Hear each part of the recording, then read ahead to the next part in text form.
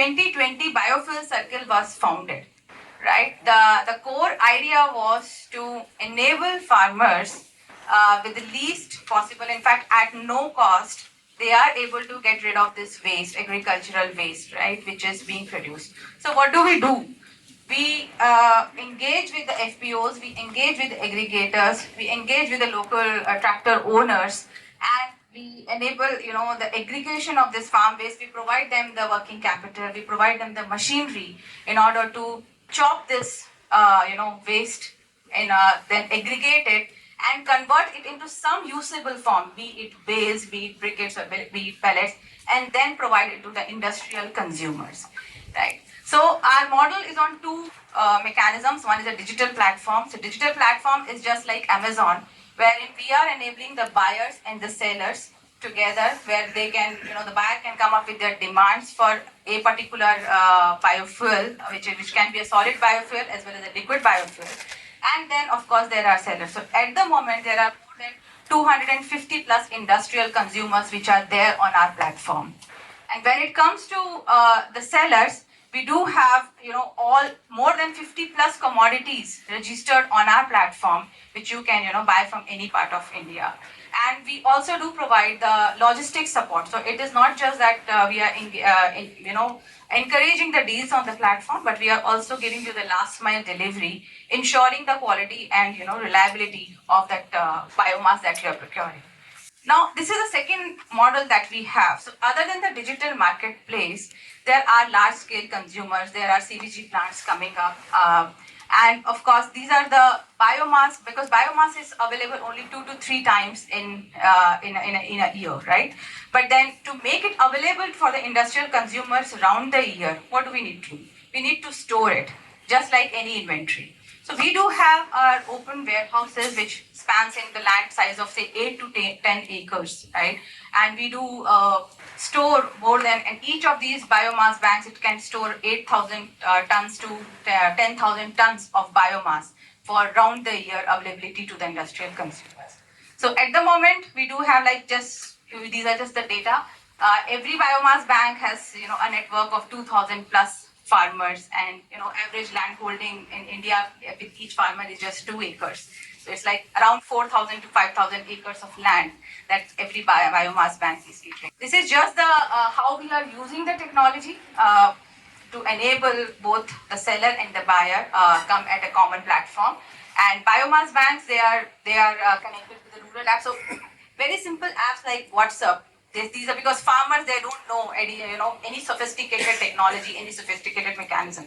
Neither do we have any method to reach out to them. So WhatsApp is the best way to reach out to them, to get them onboarded and actually get them subscribe to the platform and get them onto this rural economy.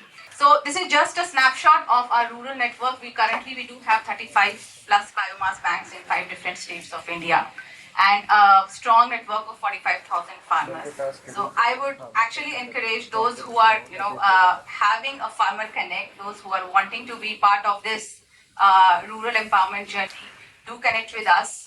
We can help set up, or we can get you connected to the nearest biomass bank if it is available in the state. So currently we are operating in Gujarat, Uttar Pradesh, Maharashtra, Punjab and Andhra Pradesh. This is just a snapshot of who all customers that we are currently catering to. Like I said, currently 250 plus industrial buyers are available on us. So coming to the carbon credits, which is the theme of the today's discussion.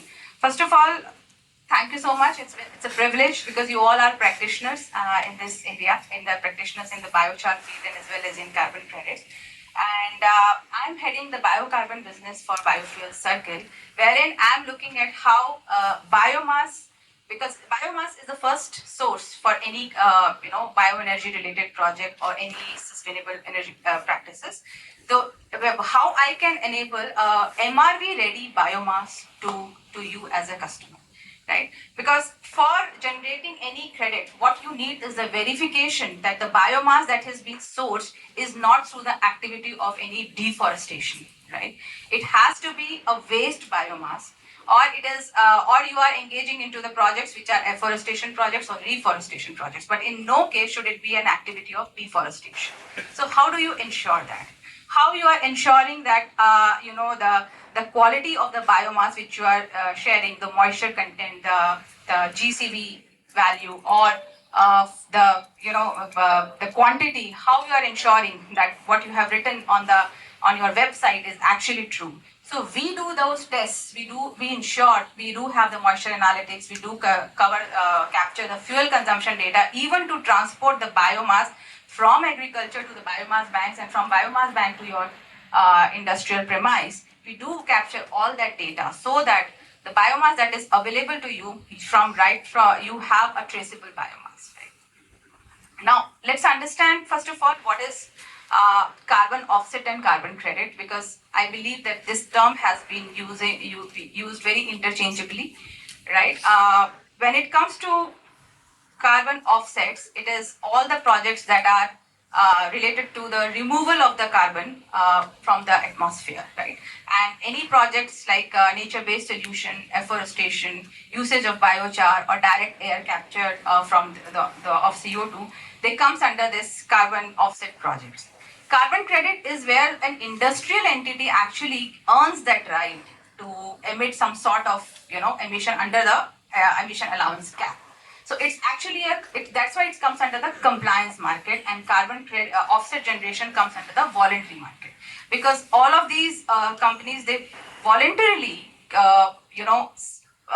you can say they subscribe themselves to the sustainability targets, which are the SBTi targets, right? So now how these voluntary credits or the voluntary offsets that you are generating can be converted to the carbon credits. That's where the MRV mechanism comes into picture, right? So once you have generated these credits through the methodologies like Puro Earth or Gold or Vera standard, if you are verifying them as well as per these methodology, and if the certificate is issued, then it gets into the carbon credit mode, right? So this is a slight difference, slight nuance that we have to understand, because India is also getting into the CCTS, market, compliance-based market from next year. But currently, you see most of the NBS projects within the world, they are coming in India and in fact South Asian region of the Asia Pacific, right?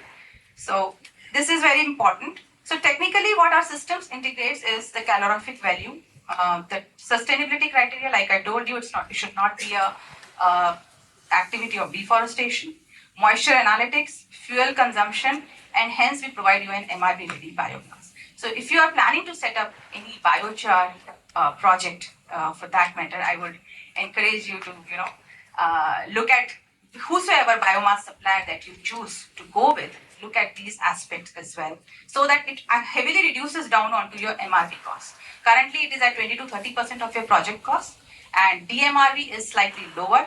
But if you want to further get into a more verified ways of generating a quicker, developing a project which is on a fast track timeline, first of all, ensure that your biomass supplier is already having all the traceability right from source to the disposal.